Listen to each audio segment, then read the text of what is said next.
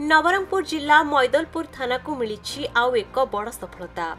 डकायती पाई योजना करुथिबा बेले एही उद्यम को पंड करी 6 अभियुक्तों को गिरफ्त करिछि पुलिस।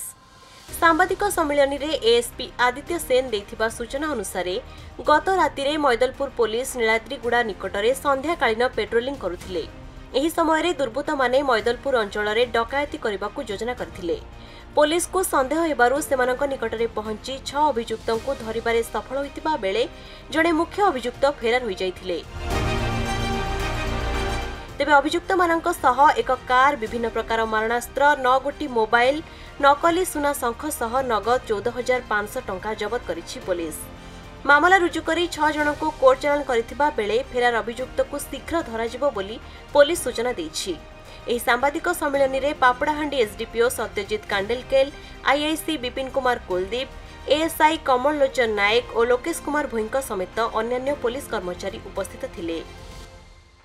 खबर पाइला कि किसी दुर्बृत्त जंगल भीतर लुचिछंती आ पुलिस जमती पहुंचला। पुलिस को देखि जने दौड़ी पड़िला।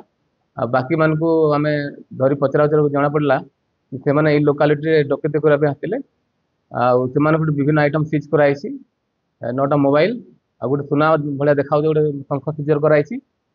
आ डकैती आइटम सर विभिन्न प्रकार जो प्रिपरेशन कर आइटम सब सीज कराइछि। ए रिलेटेड आम गोटे Maidalpur case number 120 under section 310 + 4 and 5 BNS रे केस करछु विथ आर्म्स एक्ट। आ से मन कोर्ट फरवर्ड करा। टोटाल 6 जन थिले। गोटे कार से यूज करुथिले। कार रखिकी जंगल भीतर से माने बसथिले। पुलिस को देखि दौड़ी पड़ुथिले। सेटा नियर अबाउट 4 किलो अछि। तार बाजार अमाउंट हम कहि परिबानी, इन्वेस्टिगेशन पर जणा पड़ला। से मन को आज कोर्ट फरवर्ड करा।